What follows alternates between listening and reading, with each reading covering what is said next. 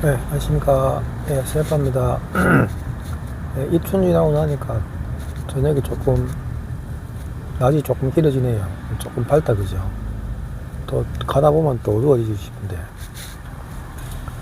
일단은, 오라시 하나 준비해 놓고, 네, 뭐 퇴근길입니다. 퇴근길인데, 목소리가 왜 잠겼는지 모르겠네. 아무래도 또, 며칠 전에 제 영상의 댓글에, 국내 그 물리적 지갑 쓰시다가 가상자산이 사라지셨다고 해가지고 제가 댓글을 달았거든요. 그래가지고 일단 사이버 수사대에 신고라도 일단 해놓으시고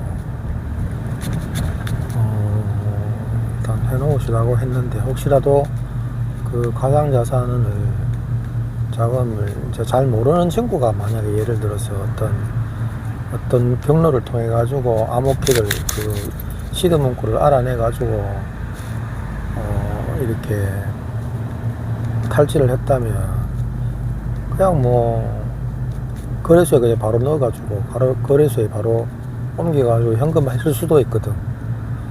그러면 바로 잡을 수가 있어요. 사이버 수사대에도 저는 신고를 했을 때 거래소로 들어가는지 안 들어가는지는 자금 추적을 해주더라고. 그래가 거래소에는 아직 안 들어갔네요 라고 했는데, 그게 뭐 다른 어떤 자금 세탁하는 그 프로그램이 있는 모양이에요. 그래가지고 이것도 저는 정확히 모르는데, 그 출금되어 있는 주소가 한 두세 달 상간으로 한 서너 번 옮겨지다가 갑자기 막 입출금 주소가 막 수백 개씩 나뉘더라고. 그래가지고 또 들어가 보면 또 200개, 300개씩 나뉘고 이렇더라고요. 결국 그 뒤로는 포기해봤는데, 일단 그 해킹 만약에 사라져 있으면 그 출금되는 주소는 나오잖아요. 출금 주소를 한번 확인을 해보세요. 그러니까 주소 그 트랜잭션 확인해 보시는 거 아시면 해보시면 되고, 모르신다면 몇 가지 방법이 있어요. 그러니까 제가 했던 거는 그 비트코인 그 익스플로어 있잖아요. 익스플로어에서 블록체어닷컴이라는 그 맵이 있거든요. 웹에서 그 출금되는 주소를 치면 뭐 내 주소를 치든지 그 출금되는 주소를 치든지 치면은 이렇게 전송이 되는 주소들이 나와요. 그러면 그 주소를 한번 확인해 보면 이 자금이 출금이 돼 가지고 다른 데로 전송이 됐는지 안 됐는지까지는 확인이 되거든. 저 같은 경우는 해킹이라는 거를 바로 알 수 있었던 이유가 뭐냐면, 제 하드월렛에 있던 비트코인 2개가 어느 순간 딱 사라졌는데, 그날 당일날 출금돼 가지고 입금되는 주소를 확인해 보니까, 그날 당일날 그 주소로 저뿐만이 아니고 제 계정뿐만 아니고 한 10몇 개 계정이 한꺼번에 거기에 입금됐더라고요. 그러니까 그게 저도 막 처음에 일가먹고 막 우왕좌왕 하다가 나중에 이렇게 확인해 보니까 그렇더라고요. 그러니까 당일날 그 같은 날 거의 비슷한 시간대에 10몇 개 계정이 확 입금이 됐더라고. 그래가지고 총 11개인가? 제 거 2개 하고, 어떤 사람은 0. 몇 개, 어떤 계정은 또 뭐 1개. 다 그렇잖아요. 그게 꽉 모여가지고 9개인가 11개인가 모르겠어요. 11개 정도 비트코인이 모이고 있다가 한 달 뒤엔가 다른 계정을 딱 옮기시고, 또 한 달 있다가 다른 계정을 딱 옮겨주고 막 이러더라고요. 그 상간에 제가 다른 분들도 이렇게 그 해킹 당한 분들을 막 찾았거든요. 찾으니까 대하고 같은 주소로 입금되는 분을 찾았어. 그분도 어차피 사이버 수사대에 신고하고 했는데 별반 다른 건 없었어요. 별로 찾지는 못하셨고, 다른 분들도 이래 보면 저하고 입금된 주소는 틀린데 해킹된 날짜가 똑같아. 그래가지고 그분도 자금 수속을 제가 해봤죠. 해보니까 비슷하게 되더라고.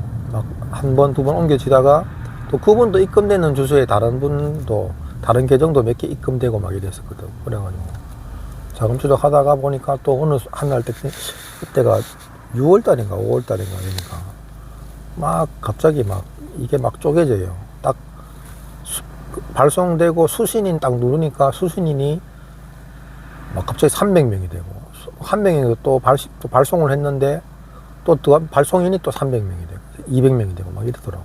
계속 무한 반복. 이걸 이게 뭐 도대체 뭔지 뭐 어떤 건지를 제가 알 수가 없더라고. 뭐 어떤 기술인지 뭐 전문가 이 블록체인 관련해서 전문가들은 알지 싶은데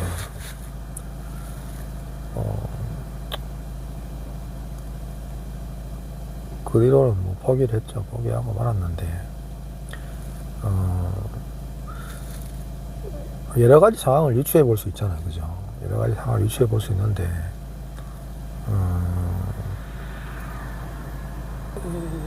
저 같은 경우는 제가 딱 포기를 했던 결정적인 하나가 뭐냐면, 이제 수백 개는 나눠지 가지고 막 수발신되고 이런 거를 떠나가지고 내가 해킹되었던 물리적 지갑이 그 신형이었거든.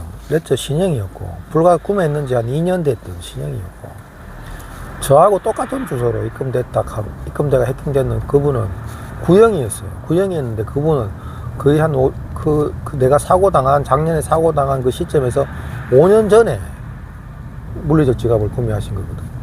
그게 버전이 틀려요. 그러면 뭐 어떤 해킹 루트로 인해가 해킹됐는지 모르지만 억수로 오랫동안 이걸 기획했는 거거든. 5년 전에 그래요. 5년 전에 물리적 지갑이 처음 나오고 막 이때부터잖아요. 지금부터라면 거의 7년 전인데 물리적 지갑이 처음 나오고 막 그랬을 때 벌써 그거를 기획했다는 생각감이 탁 들더라고.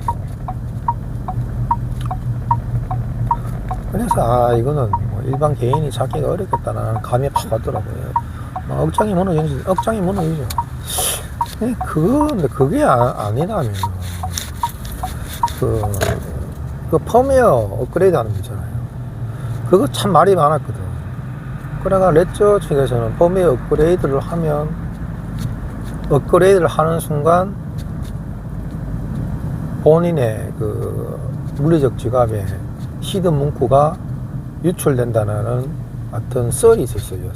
썰도 있고, 또 레저 측에서 말을 잘못했거든. 그때 당시에. 그때 한참 하드월 물리적 지갑 말이 많았을 때 하여튼 말을 잘못해가지고 그랬다가 또 말을 잘못했다가 다시 주워 담고 이랬는 일이 있었거든. 그러니까 억수 찝찝한 거지 이게.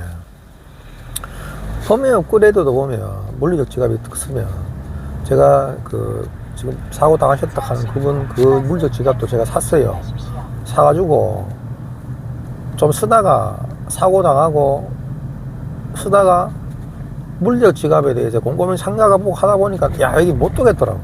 이거 그래가지고 그냥 빼뿌다니까. 빼뿌고 시파이에 넣는데 똑같이 또 시파이도 매나 또 완전 뭐 사기꾼들, 그래도 또 2탕 3탕으로 당했는데, 그때는 내가 막 연습을 했거든. 그 물리적 지갑을요. 하니까 시드 문구 리셋 해가지고 시드 문구를 한번 싹 갈아엎잖아요. 시드 문구를 바꾸면 또 업그레이드를 하더라고요. 안 그러면 또 뭐 내가 가상자산을 또 새로 입금한다든지 하여튼 뭐가 변화만 있으면 계속 업그레이드를 요구하더라고. 그래가지고 뭐 이런 거 싶더라니까. 그게 물리적 지갑이라는 게 아주 단순하잖아요. 단순한 시스템이잖아.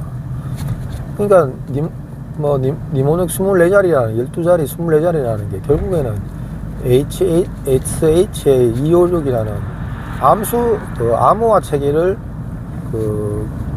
니모닉으로 구현해낸 거거든요. 그러니까 매나 똑같아요. 이게 니모닉 공부도 제가 막 해봤거든. 해보니까 뭐 이진수를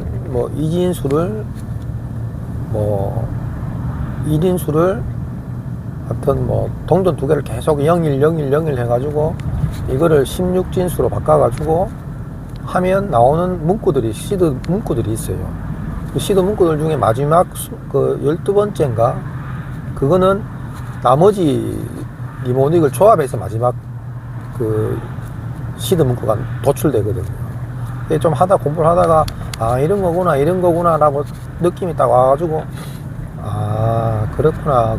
그러면은 니모닉을 처음에 이렇게 랜덤으로 만든다는 것 자체가 무작위로 만든다는 거잖아. 그 물리적 지갑 회사 측에서는 이 무작위로 만들면 24자리를 만들면 이게 해킹될 일이 없어요. 무슨 말이냐, 뭐 업그레이드를 하고 안 하고 뭐 의미가 없다니까요. 지금 뭐 물리적 지갑 쓰시는 분들 보면 이거를 뭐 어떤 뭐 메타버스라든지 여러 가지 뭐 어떤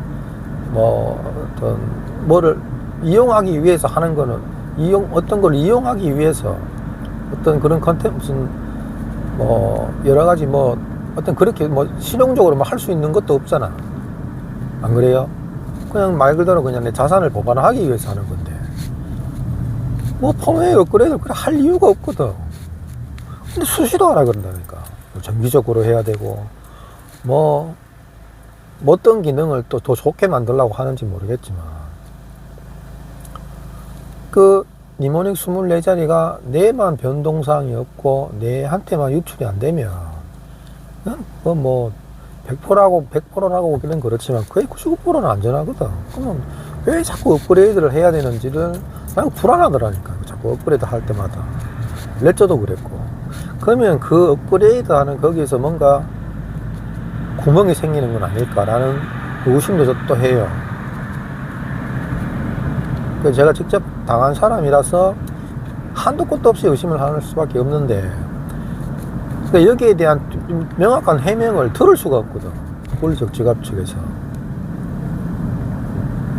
왜 이렇게까지 업그레이드를 해야 되며 니모닉이 랜덤이라는 게 확실한지, 랜덤이라는 게 확실하다면 굳이 펌웨어 업그레이드를 할 필요 없거든. 그럼 업그레이드를 안 해도 나는 업그레이드 안 하고 그냥 사용할란다라고 하면 그게 뭐 별 위험성은 없는 건지. 펌웨어 업그레이드를 안 하면 위험하다고 또 이야기를 하거든. 물리적 지갑이. 왜 위험한데? 뚜렷한 말이 없잖아요. 그죠? 물리적 지갑. 내가 그때 참 답답했다니까요. 그래가지고.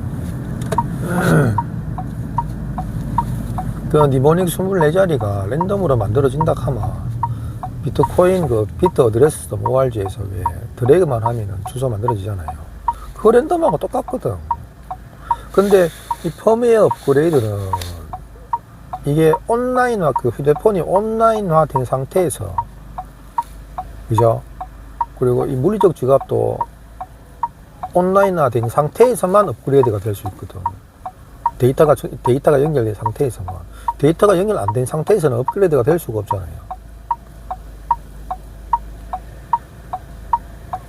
이것도 찝찝한 거야. 웬간하면 물리적 지갑 쓰면은, 웬간하면 온라인 안 시키고 물리적 지갑만 딱 잘라가지고, 데이터 연결하고 딱 끊고, 거의 대부분이 그래 사용하실 텐데, 그 펌웨어 업그레이드라는 것 때문에 어쩔 수 없이 또 온라인화 해가지고 데이터 연결해가지고 업그레이드를 해야 된다니까.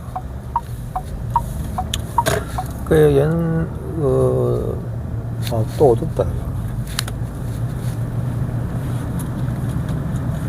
오 작가님 그때도 무슨 뭐 강의인데 온라인 강의인데 너무 강의가 너무 많아가지고 헷갈리는데 이 암호화폐 그 가상화폐 해킹하는 사람들이 일반적으로 생각하는 것처럼 그렇게 뭐 단순하게 이런 사람들이 아니고 엄청나게 무섭대요. 이게 딱 이거 해킹되는 거 딱 알고 해킹된다 하면 2년, 3년, 4년, 5년 동안 가만 놔둔대요. 그러다가 한 번에 탁 들어가는 거지. 얼마나 무서워요. 내 자금이 다 누군가 보고 있다는 거거든. 어떻게 그 하드 물리적 지갑에서 이렇게 해킹이 이루어질 수 있느냐. 라고 이제 하면 이건 찾지를 못하니까 이제 향후에 5년, 10년, 10년, 5년, 10년, 15년 뒤에는 이게 밝혀질 거다고 저는 감히 상상을 하는데,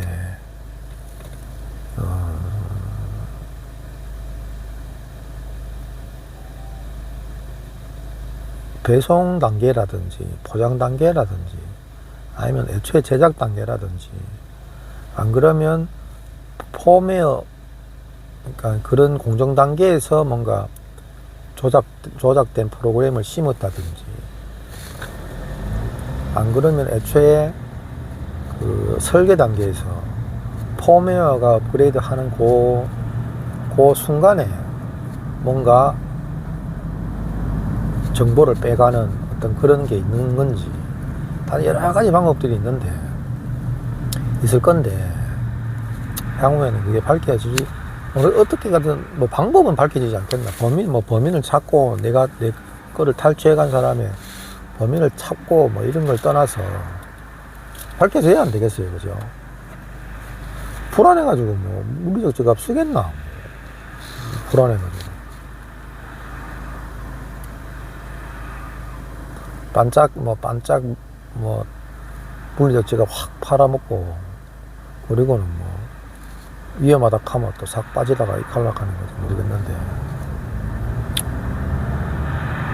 하여튼 그 사고 당하신 분, 저 같은 케이스일 수도 있고, 아니면 뭐 가까운 지인분들이라는 게 아니고 혹시라도 이제 국내에 있는 어떤 누군가가 어떻게 를 했다면은, 이게 국내 거래소에 현금화를 했다면은 범인을 찾을 수 있을 거고. 근데 이게 또 해외 거래소에 갔다가 다시 또 보고 왔다 갔다 하면 이거 찾기 진짜 힘들거든. 해외 거래소 갔다가 하면, 예를 들어서 해외 거래소 이런데 뭐 덱스 거래소 있잖아요. 덱스 거래소나 이런데 갔다가 이래 오면 그건 진짜 어려워요, 이게. 뭐 정말 전문적으로 막 우리나라에 그 자금 추적하는 그런 그 수사팀이 딱 생겨가지고 그것만 막 찾는 사람 어떤 기관이 있다면은 앞으로 좀 희망이 있을지 모르겠는데, 지금은 진짜 아직 진짜 초보거든요, 진짜. 신고하러 가시면 알 거예요. 수사관들이 잘 몰라요. 제가 처음에 그때 작년에 신고하러 갈 때 물리적 지갑 그때 레저트 두고 가니까 이게 뭐예요? 이 카드인데 이게 뭡니까? 하고 뭐 시드 문구 가니까 시드 문구가 뭔지도 모르고 개념 자체가 없어요. 그냥 거래소에서 그냥 비트코인 가상화폐 사고 그 주식하고 똑같이 이래 생각하지. 그 챕터 위로 이렇게 공부해본 물리적 지갑까지 사가지고 이렇게 가상자산을 이렇게 보관하고 했다면은 어느 정도 가상화폐 시장에 대해서 공부를 좀 했는 분이거든요. 약간 이게 이렇게 단수가 좀 있다니까요. 근데 거의 대부분은 잘 몰라요. 제가 하는 말도 이렇게 뭐 아시는 분들은 금방 알아듣는데 전혀 관심 없는 분들은 뭐 완전 외계어 같지, 외계어. 뭐 폼웨어 업그레이드니 뭐 트랜잭션이 뭐 블록체어 다큐ment 이런 이야기 하면은 멍해요. 뭔 소리 하고 간다니까. 근데 지금 우리나라의 수사기관이 대충 그거 정도라고 생각하시면 돼요. 그래 지금 부랴부랴 뭐 사이버 수사대 만들고 뭐 하긴 하는데 아주 지금 초보 단계죠, 초보 단계. 그래서 뭐 크게 기대하실 건 없을 것 같고. 그러나 제가 이런 일들이 자꾸 생길 것 같다는, 작년에 그랬거든. 작년에 내가 해킹 당하고 막 할 때, 야, 이런 일들이 앞으로 시종일관 계속 되겠다. 나는 그런 것 때문에 제가 그때 영상을 계속 올렸었거든요. 이왕 물리적 지갑을 사용하신다면 시드 문구를 직접 한번 만들어 보시고, 직접 만들어서 물리적 지갑을 보관하시든지. 지금은 저는 물리적 지갑에 대해서 진짜 너무 억수로 좀 부정론자. 근데 왜냐하면 이거 또 대부분 97, 8% 거의 뭐 99% 분들은 또 안전하게 사용을 해요. 하니까. 이렇게 사고 나가신 분들 이야기하면 전부 자꾸 오해한다니까. 뭐 시드 문구를 관리를 잘못했을 건데 물리적 지갑에 무슨 해킹을 당하노? 뭔 뜬금없는 소리고. 좀 보통 이 가상화폐 시장에 오래 계신 분들도 그런 이야기를 하거든. 지가 어디 이자 모아놓고 또 엉뚱한 소리 하네 하고 뭐 어디가 보상받으려고 하나 하고 오해를 진짜 많이 받아요. 그러니까 99%는 안전하니까 나머지 1%는 그냥 매도 당하는 거지. 사고 당하신 분들은. 또 개중에 사고 당하신 분들의 진짜로 본인이 시드 문구 관리를 잘못했다든지 시드 문구가 유출돼서 이렇게 자산을 날리신 분, 편취 당하신 분도 있어요. 있는데 막 뒤섞이다 보니까 진짜 저같이 피해 당한 사람들은 진짜 억울하다니까. 우리가 할 말도 뭐하고. 그러니까 이게 처음에 제가 말씀드린 것처럼 내가 시드 문구가 내가 그 물리적 지갑에 있는 시드 문구가 제 3자에 의해서 유출되지 않았다는 사실을 내가 증명할 수 있는 방법이 하나도 없어요. 그러니까 물리적 지갑 측에서는 완전 뭐라카노 이렇게 자기들이 뭐 이렇게 나서가지고 할 필요가 없어요. 나서서 뭐 이렇게 원인을 찾아야 될 이유도 없고 할 필요가 없고 이런 완벽한 범죄가 있겠어요. 내가 증명할 수 있는 방법이 하나도 없다니까. 근데 주장만 있을 뿐이지. 나는 시드 문구 절대로 이자 먹지 않았다. 난 뭐 글자 2개 더 바꿔놨고 저 밑에다가 시드 문구 진짜 내 머릿속에 외우고 있다. 뭐 적어놨는 것도 없다. 익혀도 그렇다는 거를 증명할 수 있는 증거가 하나도 없다니까. 생각해 보세요. 그죠? 내가 시드 문구를 유출을 안 당했다 하는 걸 왜 증명할 건데? 증명할 도리가 없어요. 그러니까 해커들이나 또 물리적 지갑 측에서도 완전 뭐 배짱이지 뭐.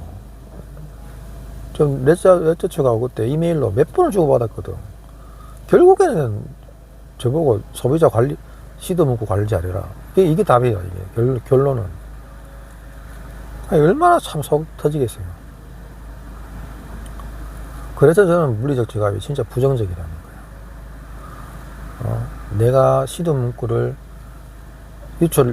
나의 시드 문구가 유출되지 않았다는 걸 증명할 방법이 100% 없어요. 하나도 없어. 하나도 증명할 수 있는 방법이 없어요. 유출되지 않았다 하는 유출됐을 수 있는 가능성은 무한하게 많지. 그러니까 이거는 뭐 질 수밖에 없는 게임이잖아요. 그리고 물리적 지갑을 판매하는 회사들도 명확하게 펌웨어 업그레이드라든지 이런 것들을 왜 해야 되고 왜 기술적으로 왜 해야 되며 그 데이터가 연결된 상태에서 자기들은 무조건 안전하다는 거. 그리고 소비자들, 고객들을 보호하기 위한 어떠한 행동들도 잘 안 하거든. 그럼 자기 회사만 믿어라. 우리는 절대 그런 거 안 한다. 사기꾼들이 다 그렇잖아요. 내가 뭐 물리적 지갑 회사들이 사기꾼들이라는 건 아니지만 사기꾼이 그러면 100% 내 믿어라. 절대 그럴 일 없다. 그 1년, 2년 쓰다 보면 안전하거든. 되거든. 또 이자 들어오고 막 이래요. 사기꾼들 보면. C5 그렇잖아요. 내가 당연히 C5 그랬잖아. 1년, 2년 동안 뭐 이자 딱딱 주고 하잖아. 위험 거래 하나도 안 한다, 우리는. 뭐 무조건 수익 날 수밖에 없는 구조다, 하고 막. 근데 2년, 3년 동안에 이자 딱 잘 주다가 막 한 방에 터져 아프잖아요. 그럼 뭐 고객들 막 처음에는 비트코인 0.1개 맡겼다가 0.5개 맡겼다가 이거 되네요. 이거 1개 맡겼다가 2개 맡겼다가 어떤 분 10개 막 많이 맡겼다가 딱 사기꾼들이 하는 행태들이잖아요. 아이고 참. 물리적 지갑도 매날 같은 패턴이잖아요. 정확한 사실들을 자기들이 규명을 해야 되거든. 고객들이 이런 위험한 일이 생긴단다. 이런 일들이 발생한단다. 어디서 발생했을까? 자기들이 찾아보고 문제점을 해결하고 이래야 되거든. 전혀 그런 걸 안 하거든. 그럼 본인들도 뭔가 문제가 있다는 걸 스스로도 인지한단 말이지. 인지를 왜 못하겠어요. 이 가상화폐 시장에 그래, 잔뼈가 굵은 사람들인데, 물리적 지갑에서 해킹이 되어지고 있다는 사실을 자기들도 모르진 않을 거란 말이지. 아는데 함구하는 거거든. 아는데 함구하는 거는 거짓말하고 똑같잖아요. 거짓말하면 이건 무조건, 이건 안 돼요. 금융 쪽으로는 절대 이게 투명하지 않고서는 금융 사기꾼들이 얼마나 많은데. 그래, 처음에 우리나라 C-파이 업체도 내가 처음에 참 새롭고, 새로운 또 시대의 흐름이고, 이래서, 야, 이거 C-파이가, 이거 진짜 이 금융의 금융 변화의 선두에 안 서겠나라는 생각 때문에 또 이자 욕심도 있었고, 해가지고 선뜻 하긴 했는데, 내가 그래가 가상화폐 시장을 안 하는, 가상화폐 투자를 안 하는 친구가 있는데, 주식 시장에서 잔뼈가 굵은 친구가 있어요. 이 친구는 가상화폐에 대해서는 아예 그냥 근본적으로 이 화폐에 대해서는 아주 관심이 없는 친구예요. 주식 그냥 가치 투자하고 또 뭐 이렇게 차트 분석하고 뭐 기업 분석하고 이런 친구인데, 비트코인이라는 그 가치에 대해서 아주 부정하거든. 그럼 가치가 뭐 회사가 있고 일을 하고 이래야 되는데 이건 그것도 아닌데. 그러니까 요게 딱 머리에 박히는 친구라서 제가 뭐 아예 설득하려고도 안 하고, 그 친구의 투자도 내가 투자하는 거를 위해서 신뢰를 해요. 주식 투자도 자기 나름대로는 자기 어떤 기준을 세워서 투자를 하고 원칙도 있고 이래서. 근데 그 친구가 내가 한 번은 가상화폐 이야기를 하면서 우리나라 C-파이 업체 이야기를 했어요. 그래가지고 하면서 연이율 그때 막 12%, 15%, 뭐 하루 같은 경우는 거의 뭐 20 몇 프로 막 이랬잖아요. 그 이야기를 했어요. 그러면서 요즘 금융이 이렇게 새로운 금융 시스템이 바뀌고 있는 상황인데 이런 것도 있다라고 나는 좋은 의미에서 이야기를 했지. 하니까 이 친구가 딱 하는 말이, 듣자마자 하는 말이, 야, 그런 거 하면 안 된다고 딱 이야기를 하더라고. 그래가지고 나는 그때 좀 무시했어요. 이 친구는 이쪽 시장에 대해서 관심도 없고 모르니까 저렇게 탁 받는구나 했는데, 이건 제가 그때 그 친구의 말에 귀를 기울였어야 되는 거예요. 그 친구는 이 금융시장, 이 주식시장이 얼마나 위험한지를 그 친구는 알거든. 워낙 그런 것 많이 겪잖아요. 주식 같은 경우도 보면은 왜 통정 매매하고 또 여러 가지 사기꾼들 많거든요. 자기가 전문 애널리스트라고 하면서 사람들 끌고 모아가지고는 결국에는 주식 상승시켜 놓고 자기는 던지고 막 이런 일들이 비일비재하거든요. 그러니까 그 감을 딱 아는 거야. 그래가지고 연이율 15%, 20% 같으면 이거는 분명히 문제 있다. 이거는 위험하다라는 걸 직감적으로 아는 거죠. 근데 나는 그 친구보다는 금융시장이나 자산시장에 오래 안 있었거든. 그런 경험이 없었다니까요. 그래서 내가 지금 와서 보면 그 친구의 말을 내가 들었어야 되는데 눈에 건강지가 씌이니까 그게 안 보이는 거예요. 안 보이는 거지. 금융사기를 당하는 것도 대부분 이렇게 당하는구나 라는 걸 딱 느꼈어요. 분명히 C-파이 델리온이나 하루 같은 경우도 자기들이 누군가에 자기들이 당했을 수도 있고 자기들이 기획한 걸 설마 기획까지 했겠나마는 자기도 어떻게든 간에 고객들을 속이고 위험한 투자를 했는 거잖아. 위험한 투자를 했다고 하잖아요. 하면 누군가는 그거를 고객들이 돈을 다 잃었으니까 누군가는 돈을 벌었을 거 아닙니까? 그죠? 그가 누군가 이거죠. 그가 누구일까? 분명히 사기꾼이겠지. 사기꾼이겠죠. 그죠? 고수익 내줄게. 단기적으로 해가. 그럼 니도 많이 먹고 고객들도 주고 얘가 그냥 꼬드김에 넘어갔든지 본인 스스로가 그걸 선택했든지 그랬겠죠. 이제서야 느껴보지만 이 금융시장, 자산시장에 오래 있었다는 그거를 내가 너무 쉽게 봤다라는 생각이 딱 들더라고. 귀를 기울여가 이거 위험할 수도 있겠다라는 생각을 내가 왜 그때는 못했을까. 물리적 지갑도 똑같아요. 왜 이게 100% 안전하노? 왜 100% 안전할 수 있을까? 회사에서 만드는 제품인데, 회사에서 내가 가지고 있는 돈, 뭐, 1000만원, 100만원, 100만원, 1000만원, 뭐, 이거를 단돈 15만원, 20만원이나 하는 물리적 지갑이라는 기기에다가 내가 저장한다는 게, 이게 논리적으로 맞나? 안 그래요? 그렇다고 누가 보장을 뭐, 물리적 지갑 회사 측에서 뭐 보장을 해주는 것도 아니고, 우리나라 은행에서는 뭐, 예금자 보호하는 것도 있잖아요. 근데 그것도 아니거든. 아무런 보장이 없거든. 근데 자기는 물리적 지갑처럼, 자기는 100% 안전하다. 어떻게 보장하노? 어떻게 이걸 믿노? 이 말이지. 그리고 사고 뻥뻥뻥 터지면은 시드문구 관리 잘못했는 기다. 고객 잘못이다. 다시 한번 확인해봐라. 분명히 유출됐을 기다. 이렇게 하고. 그럼 방법 없잖아. 어떻게 내가 증명이 됐다 한들, 어떻게 할 건데? 거기서 자산은 사라지고 없는데. 그죠? 답답하지, 그죠? 그것도 또, 가끔씩 이렇게 댓글 다시는 분이 가끔씩 있어요. 그러면, 제가 작년에 2월 달에 해킹당하고, 그때 기분이 막 생긴다니까. 피가 막 뒤로 거꾸로 솟고, 황망한 그런 느낌 있잖아요. 진짜, 마음이 진짜 무너지거든. 억장이 무너지는 그 심정이, 그때 그 감정이 착 들어온다니까. 또 오늘 또 이야기하다 보니 또 이렇게 일변을 토하게 되는데, 지금도 이렇게 슬슬 또 물리적 지갑 이야기 슬슬 판매한다고 유튜버 슬슬 또 링크 걸고 이래 하고 하는 거 보면 열받친다니까. 스스로 이렇게 자기들도 이런 사건 사고들이 있으면 제대로 이렇게 맥을 짚고 사고 경위를 확실하게 딱 짚고 넘어가가 이런 것도 아니고.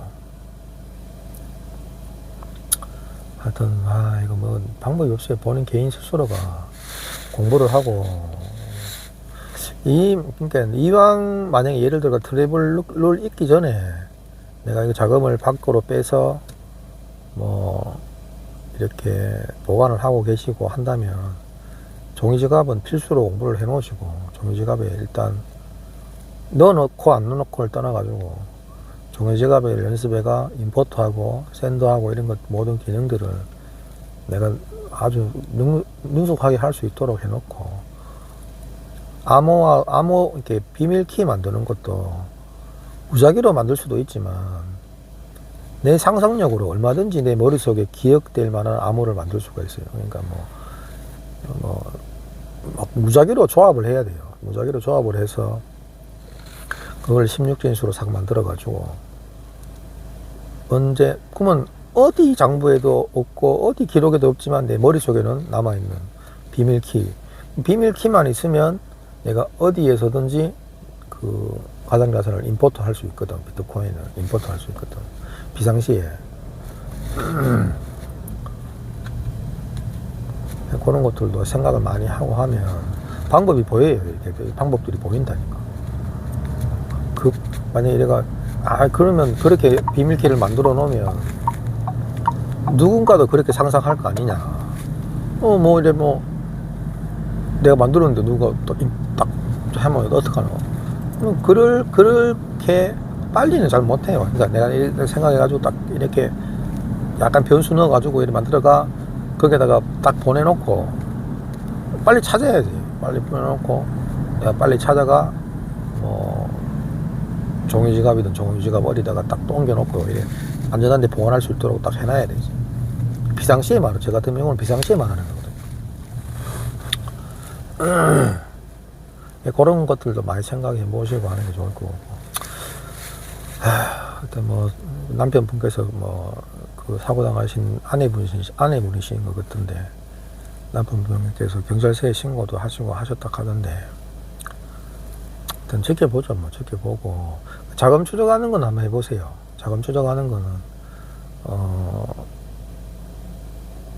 여러 가지가 이 구글이나 이렇게 검색해 보면 비트코인 주소 검색하든지 뭐 찾아보면 많거든.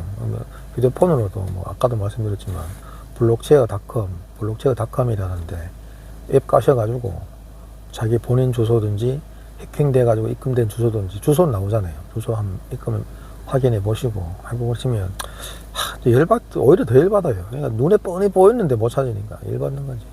맞는데 행위 하나 만에 하나 이 중간에 이걸 편취한 친구가 어리버리 해가지고 또 국내 거래소에다가 또 입금하고 하면 찾을 수도 있으니까. 경찰서에서도 그러더라고. 국내 거래소에 입금되면 대빵 찾을 수 있는데 막 이렇게 하더라고. 그런 것도 있으니 혹시라도 있으니까 모든 경우에서는 열어놓고 그 분실하셨는 자금 금액이 작았으면 좋겠네요. 그냥 너무 많으면 한 가정에 진짜 불화거든.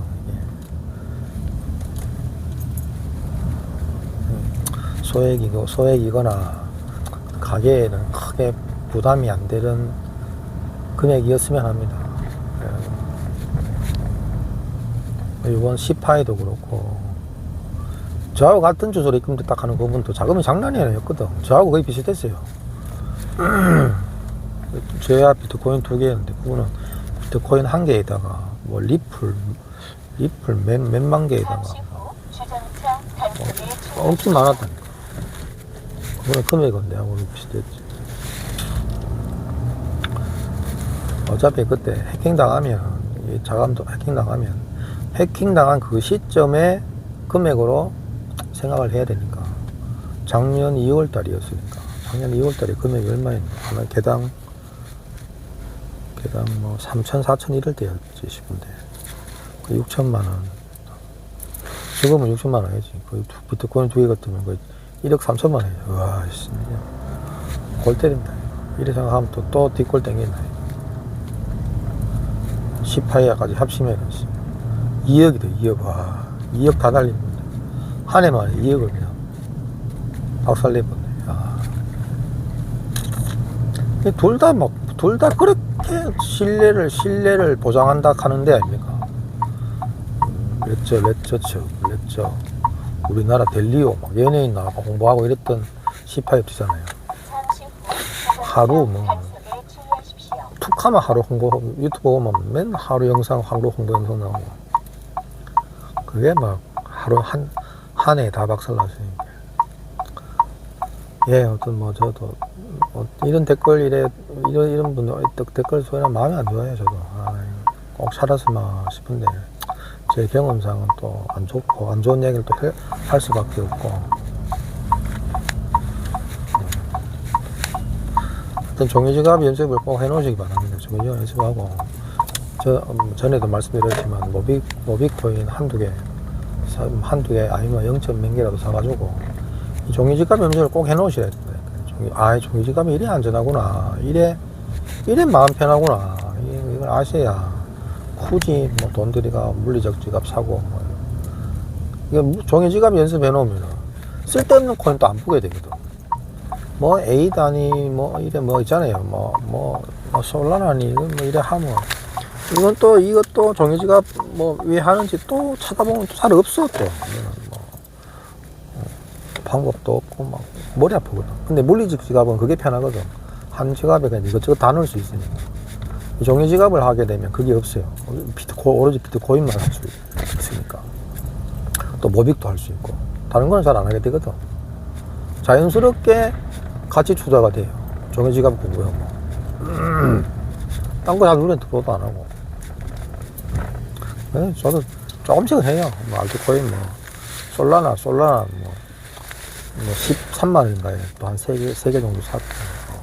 에이다도 처음 내 투자할 때부터 에이다 조금 샀는 그게 과거가 있어가지고 에이다도 뭐 200개인가 사가지고 500원인가 이럴 때 좀 사가고 있고.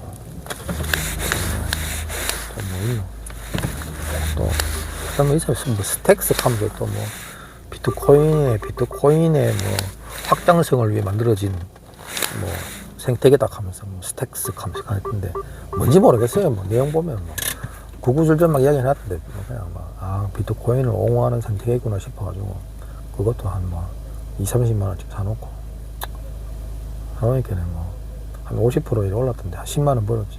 큰 의미를 안 두게 돼요, 그냥. 아, 이런 선택이 생기고, 그냥 조금씩. 이더리움은 한 개 정도 사놨어요. 한 개. 이더리움 한 개 정도 사놨고. 나머지는 전부 비트코인만 계속 사고 있고. 지금 가격이 너무 자꾸 올라가지고, 살 때마다 부담되거든요. 월급 타가서 살 때마다 부담되는데도, 에이, 어차피 뭐, 퇴직 때까지 팔 것도 아니고, 그냥 사다 싶어가지고, 그냥 조금 사고 있고 이래요.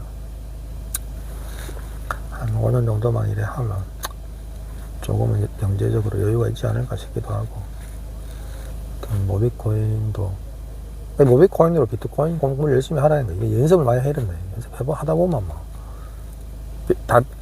뜻하지 않은 일들이 많이 생기거든, 웹상에서. 갑자기 뭐, 오류도 생기고 막 이래요. 가면 당황하게 되고 막 이런데, 경험을 하다 보면, 아, 이건 별거야, 이건 별거야, 이런데, 억수증이 자연스럽게 나하고 친숙하게 된다는 거예요. 가상화폐 시기에. 하여튼 뭐, 또, 해킹인지, 뭐 제가 정확히 잘 모르지만, 하여튼 뭐, 위로의 말씀을 전하고 싶어서 영상을 켰다가 또 제 하소연만 또 하게 되네요. 예, 오늘 화요일 저녁 시간 또 잘 보내시고, 또 답답하고 이렇게 하면 또 이야기할 거 있고 하면 영상 한 번씩 올리고, 또 올렸다 내렸다 이래 하니까 항상. 예, 좋은 저녁, 화요일 저녁 되십시오.